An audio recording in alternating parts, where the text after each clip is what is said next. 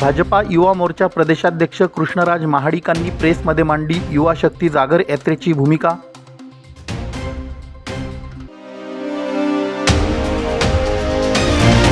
TET परीक्षा, पदोन्नती, पेपरफुटी इत्यादी संदर्भात पुरोगामी शिक्षक संघटनेचं धुळ्यात धरणे आंदोलन।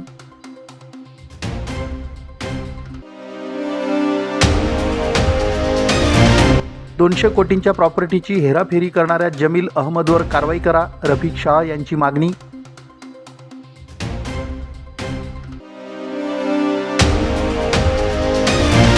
आणि पत्रकारांना धमकी देणाऱ्या खासदार संजय दिना पाटील याचा संविधान संरक्षण समितीने केला जाहीर निषेध। भारतीय जनता युवा मोर्चाचे प्रदेशाध्यक्ष कृष्णराज महाडिक हे बुधवारी युवा शक्ती जागर यात्रा अंतर्गत धुळे जिल्ह्याच्या दौऱ्यावर आले होते। या दौऱ्यादरम्यान त्यांनी विद्यार्थी आणि युवकांशी विविध कार्यक्रमांमध्ये संवाद साधला। युवा शक्ती जागर यात्रेचा कोकण आणि पश्चिम महाराष्ट्रातील यशस्वी टप्पा पूर्ण झाला आहे। नाशिकमध्ये या दौऱ्याची सांगता केली जाणार आहे। युवा शक्ती जागर यात्रेची भूमिका आणि यात्रेच्या पुढील वाटचालीसंदर्भात कृष्णराज महाडिक यांनी भाजपा कार्यालयात झालेल्या पत्रकार परिषदेत सविस्तर माहिती दिली। या पत्रपरिषदेला भाजपा महानगर जिल्हाध्यक्ष गजेंद्र अंपळकर, भाजपा युवा मोर्चा जिल्हाध्यक्ष आकाश परदेशी यांच्यासह पदाधिकारी उपस्थित होते। हे खरं तर आपल्या सरकारच्या माध्यमातून होत आलेलं आहे। आम्ही या युवा शक्ती जागर यात्रेचं निमित्त किंवा पहिली जी गोष्ट मला प्रामुख्याने करायची होती ती म्हणजे माझ्या प्रत्येक पदाधिकाऱ्याबरोबर संपर्क झाला पाहिजे, संवाद झाला पाहिजे, त्यांच्या समस्या समजून घेणं मला फार गरजेचं वाटतं। पक्षामध्ये किंवा संघटनेमध्ये काम करत असताना त्यांच्या कुठल्या अडीअडचणी असतील त्या सोडवायच्या असतील त्याच्यासाठी मला काम करायचं आहे। आज आम्ही सत्ताधारी पक्ष असल्यामुळे सरकारकडनं आमच्या युवा पिढीची काय अपेक्षा आहे हे संपूर्ण गोष्टी समजून घेण्यासाठी हा संपर्क दौरा खरं तर चालू आहे। आणि याच्या माध्यमातून अनेक निवेदनं खरं तर मला सगळ्यांकडनंच येत आहेत। वेगवेगळ्या उद्योजकांचे आलेले आहेत, वेगवेगळ्या सूचना युवा शेतकऱ्यांच्या आलेल्या आहेत, क्रीडा नगरी विकसित करण्यासाठी किंवा स्पोर्ट्सचं इन्फ्रास्ट्रक्चर उभा करण्यासाठी काही निवेदनं आलेले आहेत। आज आम्ही धुळ्याच्या महानगरपालिकेला सुद्धा भेट दिली। सन्मान्य आमचे जिल्ह्यातले सर्वच आमदार महोदय असतील, आमचे मंत्री महोदय असतील, आमचे सर्व लोकप्रतिनिधी असतील, सन्मान्य मुख्यमंत्री देवेंद्र फडणवीस साहेबांच्या मार्गदर्शनाखाली आज धुळ्यामध्ये खरं तर खूप चांगल्या पद्धतीने प्रगती होताना दिसते। इथं सुद्धा भारतीय जनता पार्टीची आता सत्ता आहे। मला वाटते मागच्या 4 महिन्यापूर्वीच महानगरपालिकाच्या निवडणुका झाल्या। मी महाराष्ट्र न्यूज चॅनलच्या बातमीपत्रास लाईक, शेअर, सबस्क्राईब करा। सोबतच बेल आयकॉन प्रेस करायला विसरू नका। पाहत राहा मी महाराष्ट्र चॅनल। महाराष्ट्र पुरोगामी शिक्षक संघटनेचे राज्यव्यापी आंदोलनाचा भाग म्हणून धुळे जिल्हा शाखेच्या वतीने शहरातील क्युमाइन क्लब समोर धरणे आंदोलन करण्यात आलं। सेवाज्येष्ठ शिक्षकांवर पदोन्नतीत अन्याय होऊ नये म्हणून दिनांक 14 मे रोजी शिक्षण संचालकांचं पत्र अधिग्रमित करावं आणि त्या अंतर्गत झालेल्या पदोन्नती रद्द कराव्यात अशी प्रमुख मागणी यावेळी करण्यात आली। पदोन्नती दिनांक 4 जूनच्या शासन निर्णयानुसार पात्रता विचारात घेऊन व्हावी। 2013 पूर्वीच्या शिक्षकांना टीईटी आणि सीटीईटी उत्तीर्णतेसाठी 40% गुणांची अट असावी। पेपरफुटीची उच्चस्तरीय चौकशी करण्यात यावी या मागण्यांचं प्रशासनाला निवेदन देण्यात आलं। निवेदनावर जिल्हाध्यक्ष भूपेश वाघ, सरचिटणीस ऋषिकेश कापडे, कार्याध्यक्ष प्रशांत महाले, महिला अध्यक्षा सुरेखा बोरसे, सरचिटणीस प्रतिभा वाघ, विभागीय सचिव रवींद्र देवरे इत्यादींच्या सह्या आहेत। सरचिटणीस पुरोगामी प्राथमिक शिक्षक समिती धुळे आज महाराष्ट्र पुरोगामी प्राथमिक शिक्षक संघटना जिल्हा शाखा धुळे तसेच राज्य शाखा कोल्हापूर यांच्या आदेशान्वये राज्यामध्ये आज सर्वदूर धरणे आंदोलन या ठिकाणी करण्यात येत आहे। या धरणे आंदोलनाचा उद्देश एकच आहे की सेवाज्येष्ठ शिक्षकांवर जो काही अन्याय होत आहे हा अन्याय शासनाने ताबडतोब याच्यावर दखल घेऊन या सेवाज्येष्ठ शिक्षकांना या ठिकाणी त्यांना सेवाज्येष्ठ दिली पाहिजे। राज्य शासनाने सप्टेंबर 25ला जो निर्णय काढला त्यामध्ये सगळ्यांना टीईटी बंधनकारक आहे असा आदेश काढण्यात आला होता आणि त्या आदेशाचं पालन करून सर्व शिक्षकांनी या ठिकाणी टीईटी परीक्षा असेल, सीटेट परीक्षा असेल पास झालेले आहेत।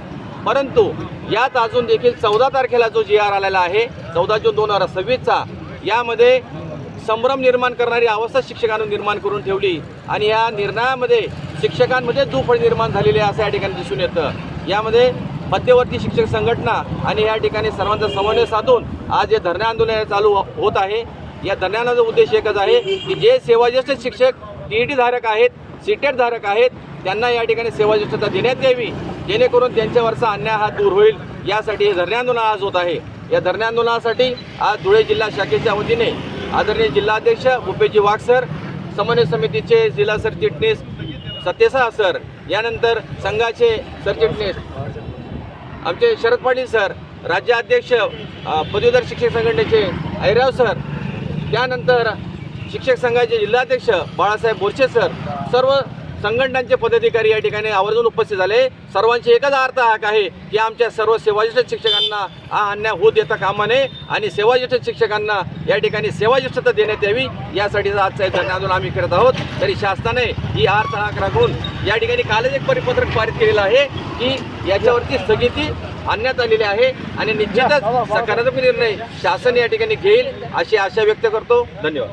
मी महाराष्ट्र न्यूज चॅनलच्या बातमीपत्रास लाईक, शेअर, सबस्क्राईब करा. सोबतच बेल आयकॉन प्रेस करायला विसरू नका. पाहत राहा मी महाराष्ट्र चॅनल. अवघ्या 500 रुपयांच्या स्टॅम्पवर शासनाची फसवणूक करून 200 कोटींची प्रॉपर्टी नावावर करणारा भूमाफिया जमील अहमद अब्दुल हमीद मुल्ला याच्याविरुद्ध कारवाई करा, अशी मागणी सामाजिक कार्यकर्ते रफिक शाह, गुलाब शाह यांनी पत्रकार परिषदेत केली. धुळे जिल्हा मराठी पत्रकार संघाच्या सभागृहात घेतलेल्या पत्रकार परिषदेत शाह म्हणाले की भूमाफिया जमील अहमदने शासनाची फसवणूक करून शासनाचा महसूल बुडवून 200 कोटी रुपयांची 16 एकर जागा बनावट जनरल मुक्त्यार पत्रान्वये तलाठ्याला हाताशी धरून 500 रुपयांच्या स्टॅम्पवर बेकायदेशीररित्या नावे करून घेतली. विशेष म्हणजे या जागेवर त्याने बेकायदेशीररित्या प्लॉट पाडून त्यांची खरेदी विक्री देखील केली आहे. या भूमाफियाने त्याच्या मिळकतीवर पत्र्याचं शेड बांधलं असून त्या ठिकाणी जागा भाड्याने दिली आहे.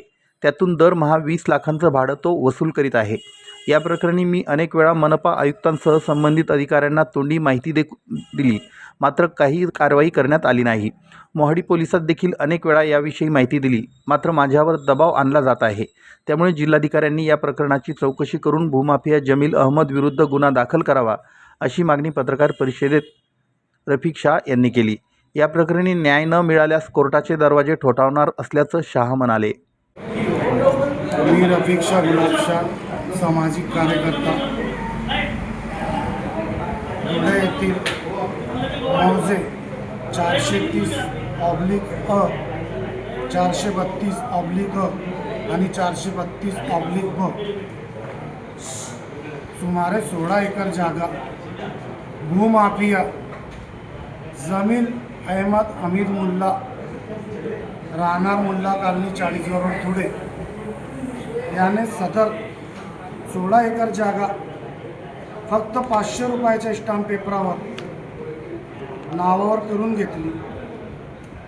याने शासनाची फसवणूक केली, फार मोठी लबाडी केली आणि सदर जागेपासून पलाट पाडून 200 कोटी रुपयाची मालमत्ता जमवली.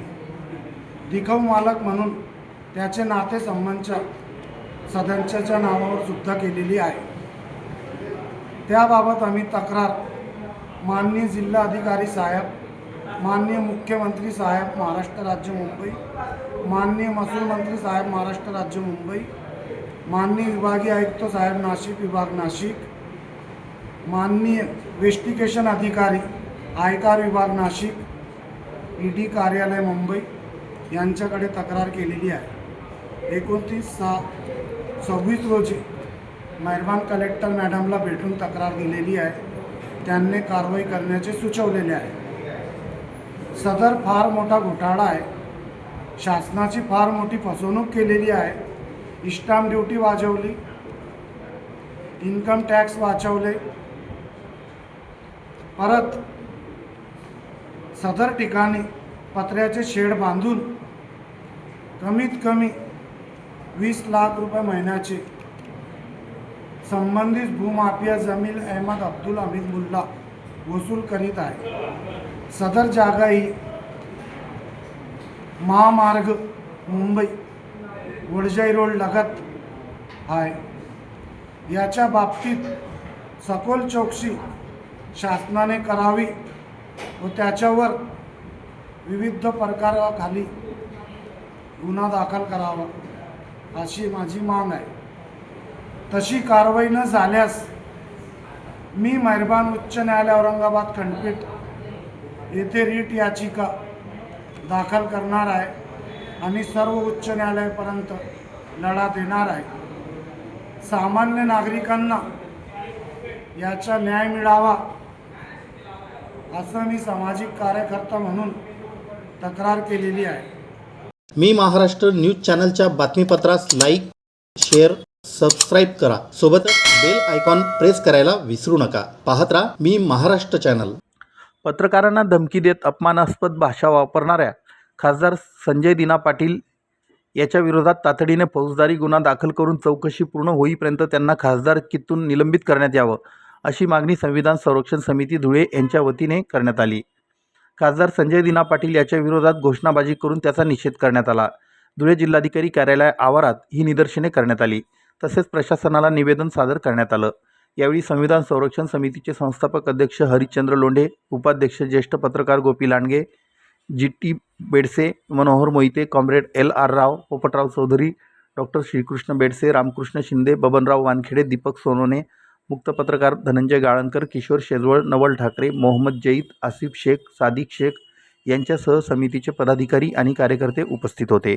मागील आठवड्यात जो लोकशाहीच्या मार्गाने 25 लाख लोकांचं प्रतिनिधित्व करणारा लोकसेवक संजय दिना पाटील यांना पत्रकारांनी लोकशाहीच्या मार्गाने प्रश्न विचारल्यानंतर त्यांना जास्तीत जहाल त्यांच्या म्हणजे चीड येऊन त्यांना विरोध वाटून त्यांनी पत्रकारांना अर्वाच्य भाषेत शिवीगाळ केली.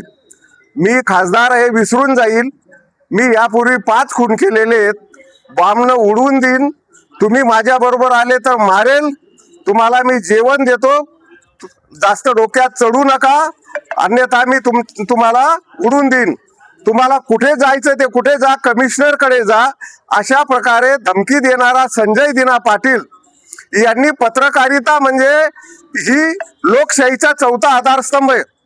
संविधानाचा आत्मा ही लोकशाही आहे व लोकशाहीचे 4 आधारस्तंभ विधिमंडळ, कायदेमंडळ, प्रशासन आणि पत्रकारिता. पत्रकारांना तिन्ही स्तंभांना प्रश्न विचारण्याचे, जाब विचारण्याचा अधिकार असून त्यांचं आद्य कर्तव्य आहे. आणि संजय दिना पाटील यांनी पत्रकारांवरच घाव घातलेला आहे, म्हणजे लोकशाहीवर घाव घातलेला आहे, जेणेकरून लोकशाहीवर घाव म्हणजे संविधानावरच घाला आहे. त्यामुळे अशा मगरूर गुंड बोलणार नाही अशा गुंडगिरी प्रवृत्तीच्या लोकसेवकाला माननीय मुख्यमंत्री यांना निलंबित करण्याचे प्रस्ताव केंद्र शासनाकडे पाठवावेत. त्यांच्यावर देशद्रोह अंतर्गत खुनाची धमकी देणे, तसेच त्यांनी स्वतः स्पष्ट कबूल केलेले आहे की मी 5 खून केलेले आहेत, त्या खुनाची चौकशी करणे, यांच्यावर फौजदारी स्वरूपाचा गुन्हा दाखल करणे व गुन्ह्याचा निकाल लागेपर्यंत यांना संसदेमधून निलंबित करणे, यासाठी आमचं धुळ्यातल्या ज्येष्ठ नागरिकांचं माननीय मुख्यमंत्र्यांना निवेदन आहे. आम्ही कोणत्याही राजकीय पक्षाचे नसून आमचा एक जागरूक नागरिक म्हणून लोकशाहीवर घाला घालणाऱ्या या मगरूर संजय दिना पाटलाच्या विरोधात आमचे निवेदन आहे.